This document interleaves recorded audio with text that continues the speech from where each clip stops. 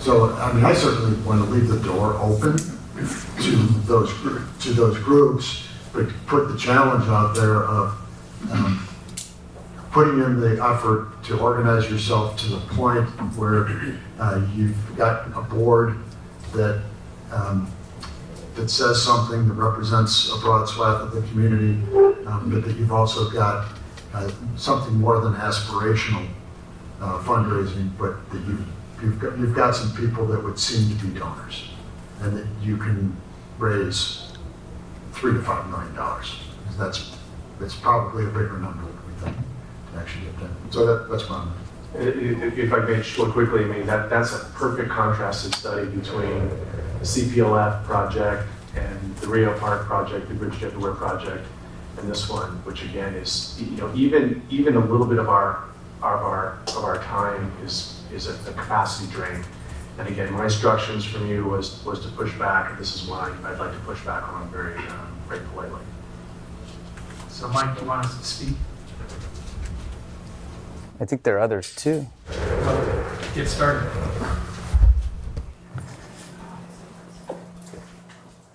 So, hi everybody. Mike Buffo, founder, executive director of Carmel Outlands. Hi, city staff and city council, mayor, and my elders of Carmel-by-the-Sea. I'm going to try to be very concise. I put together a few slides. Councilmember Delves, I'm glad to hear you say that, because today we have a big announcement that our organization is prepared to conduct a feasibility study of the Flanders Mansion at no cost to the city.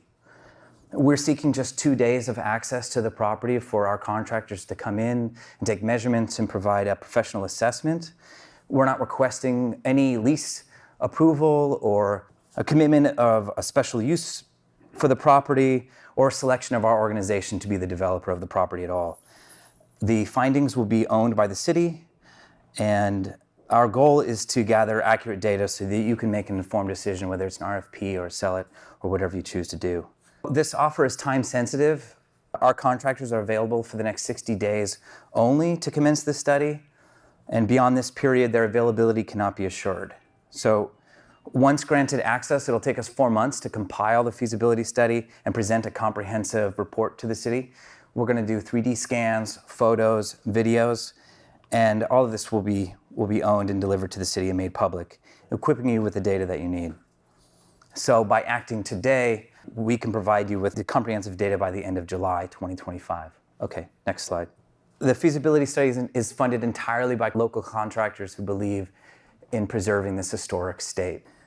So we were saddened to hear public comments suggesting that we plan to commercialize Flanders Mansion by hosting large events. Our board of directors has never approved of such plans, period. We've explored various financial models for a sustainable nonprofit organization, but we believe the most peaceful yet sustainable model for a nonprofit is for a caretaker appointed by a board of directors, whoever that may be, to maintain the space for small groups to meet, utilizing existing parking. Next slide. So regardless of the public discussions in our meetings or our conversations with other neighbors or whatever, it'll be up to the city to choose the proper function of the Flanders Mansion, and it rests with you. So it's not up to me or our board of directors. It's your building, and it always will be. So unlock the doors of Flanders Mansion for just 2 days and allow us to figure out how much it's going to cost to restore it for you. Thanks. I have copies of our outline for our approach for all of you, and including a copy of our committed sponsorship forms from our contractors that I'll give to the city clerk. Thanks. Thank you, Mike. Randy, do you have any thoughts on that? It's an interesting proposal. I mean, to Chip's point about wanting to put it in a parking lot and protect staff capacity, I think that this is a low level of staff capacity. There certainly would need to be some staff involvement in the notion of drafting some sort of legal agreement or understanding MOU, I don't know what we use, Brian would know better than me, but I'm assuming we'd want to have it say something along the lines of, this doesn't guarantee Carmel Outlands, be awarded an RFP at any time. It doesn't, whatever's produced out of this becomes the city's property, and we can do with what we want, including attaching it to a future RFP.